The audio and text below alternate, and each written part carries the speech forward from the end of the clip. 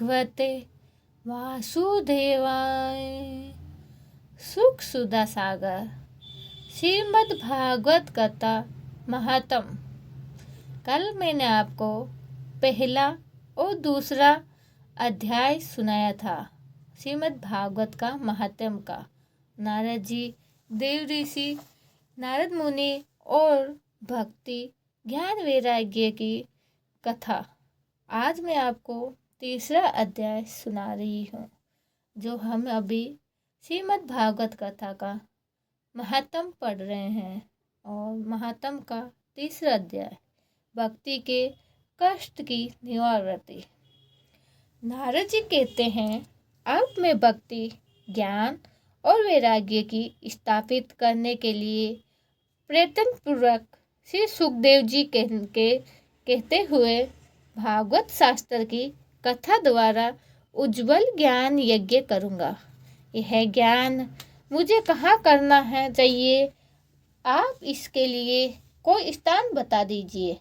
आप लोग वेद के पराक्रमी हैं, इसीलिए मुझे इस शुक्ल शास्त्र की महिमा सुनाइए।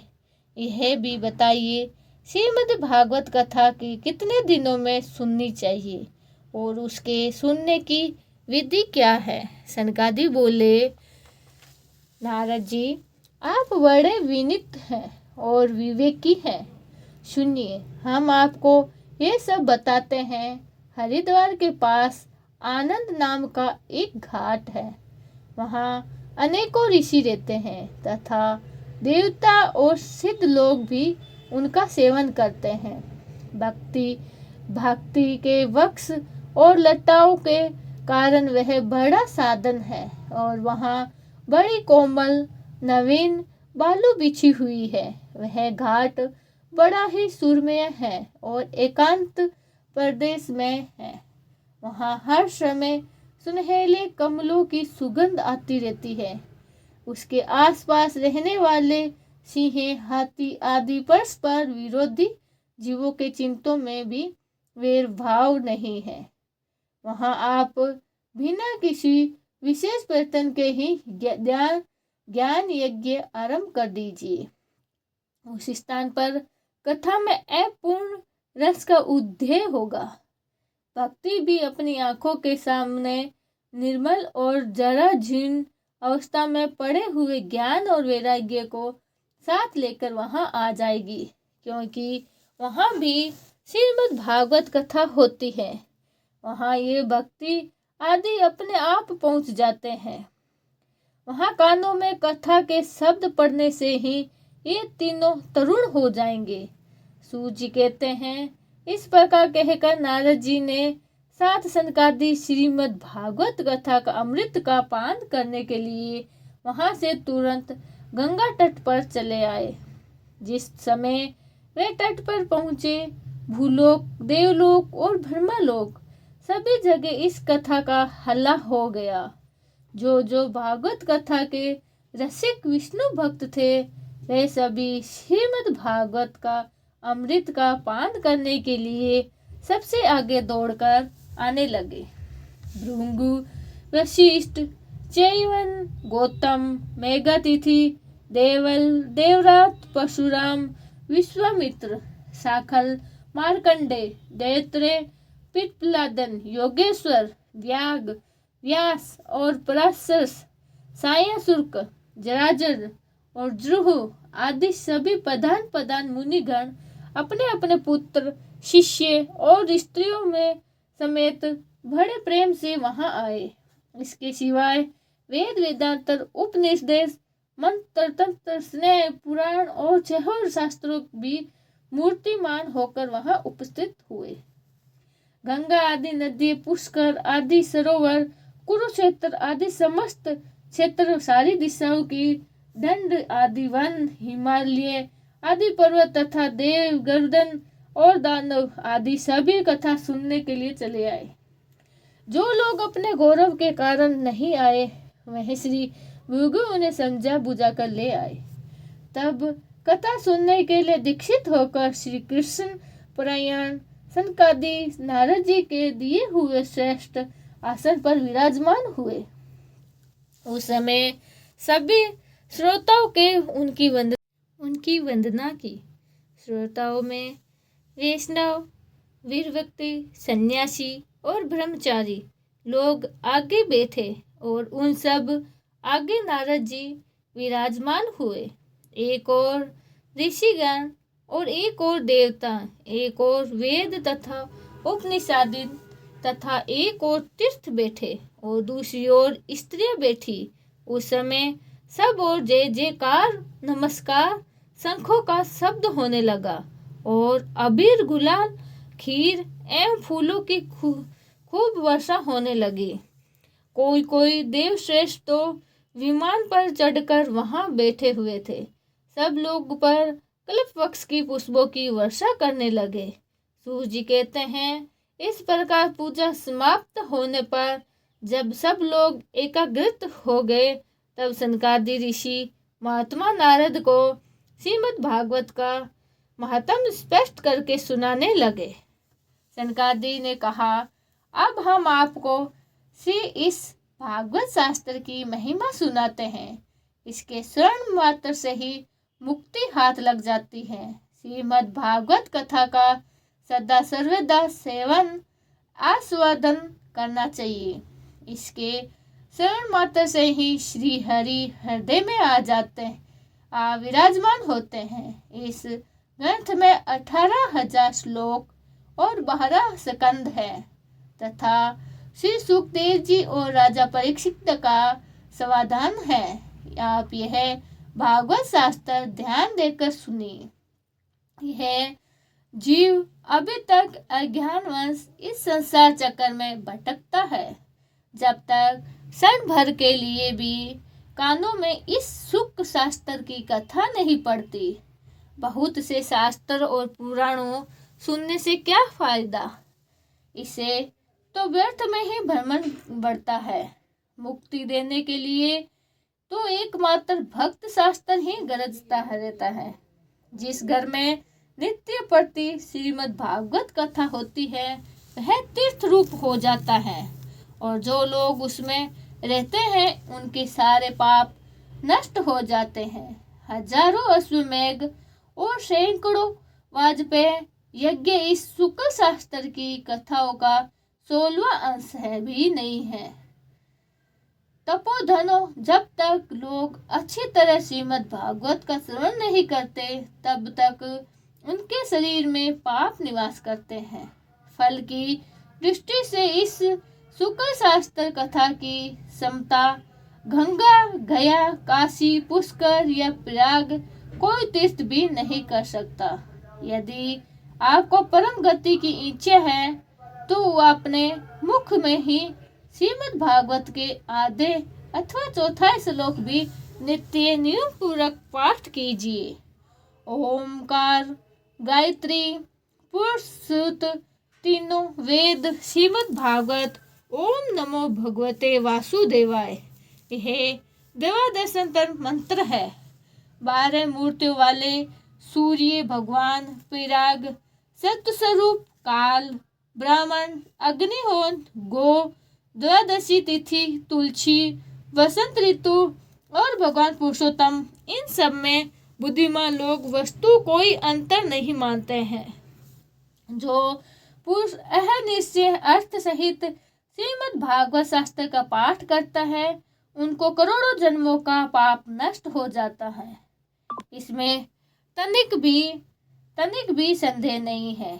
जो पुरुष नित्य प्रतिदिन भगवत का आधा या चौथा श्लोक भी पढ़ते, उसे राज, सूर्य और अश्वमेघ यज्ञों का फल मिलता है। नित्य भागवत का पाठ करना, भगवान का चिंतन करना, तुलसी को सींचना और गौ की सेवा करना, ये चारों समान है। जो पुरुष अंत समय में श्रीमद् भागवत का वाक्य सुन लेता है, उस पर प्रसन्न होकर भगवान उसे वैकुंठ धाम ले जाते हैं।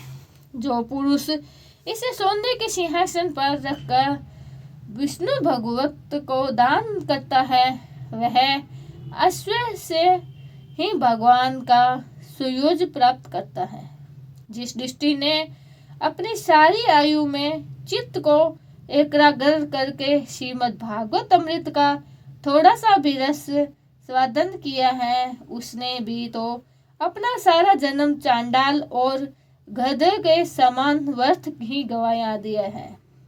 वह तो अपनी माता को परसों पीड़ा पहुंचाने के लिए भी उत्पन्न हुआ है। जिसने इस शुल्क शास्त्र के थोड़े से भी वचन नहीं सुने हैं, वह परमात्मा को तो जीता हुआ ही मुर्दों के समान है। पृथ्वी के भास्कर स्वरूप उस पशुतुल्य मनुष्य को धिक्कार है। ये स्वर्ग लोक में देवताओं में प्रधान इंद्रादि आदि कहा करते हैं। संसार में श्रीमद् भागवत कथा का मिलना अवश्य ही कठिन है। जब करोड़ों जन्मों का पुण्य होता है तभी उसकी प्राप्ति होती है। नारद जी, आप बड़े ही बुद्धिमान और योग निधि हैं। आप प्रसन्न पूर्वक कथा का श्रवण कीजिए। इसे सुनने के दिनों का कोई नियम नहीं है। इसे तो सर्वदा ही सुनना अच्छा है। इससे सत्य भाषण और ब्रह्मचार्य पालन पूर्वक सर्वदा ही सुनना श्रेष्ठ माना गया है। किंतु कलयुग में ऐसा होना कठिन है। इसीलिए इसकी सुखदेव जी से जो विषय विधि बताई है वह जान लेनी चाहिए। कलयुग में बहुत दिनों तक चिंत की वृत्तियों के वश में रखा नियमों में बंधे रहना ही और किसी पुण्य कार्य के लिए दीक्षित रहना ही कठिन है। इसीलिए सप्ताह श्रवण की विधि है। श्रद्धा पूर्वक कभी भी श्रवण करने से अथवा माघ मास में श्रवण करने से जो फल मिलता है वह फल श्री सुखदेव जी ने सप्ताह श्रवण में निर्वाधित किया जाता है। मन के ऐसे में रोगों की ही बहुलता और आयु की अल्पता के कारण तथा कलयुग में अनेकों दोषों को भी संभावना से ही सप्ताह का श्रवण विद्वान किया गया है। जो फल तप योग और समाधि को भी प्राप्त नहीं हो सकता है वह सर्वे गंगा रूप में सप्ताह का श्रवण में सहज में ही मिल जाता है। सप्ताह श्रवण यज्ञ में बढ़कर, व्रत से बढ़कर, तप से कहीं बढ़कर, तीर्थ से तो सदा ही बड़ा, योग से बढ़कर, यहाँ तक कि ध्यान से ज्ञान से बढ़कर है। आज ही इसकी विशेषताओं का कहाँ तक वर्णन करें, यह तो सभी में बढ़ चढ़कर है।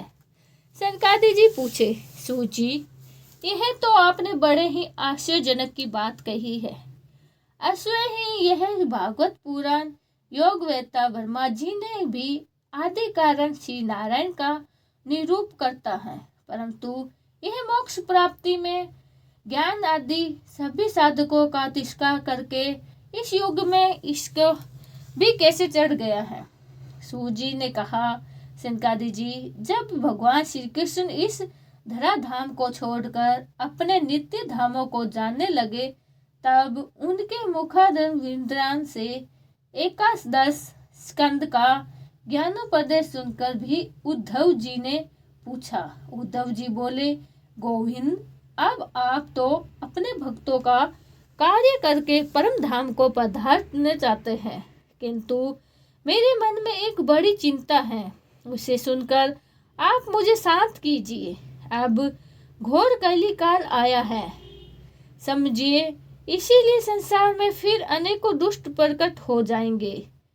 यह गोरूपिणी पृथ्वी की उसकी शरण में जाएगी।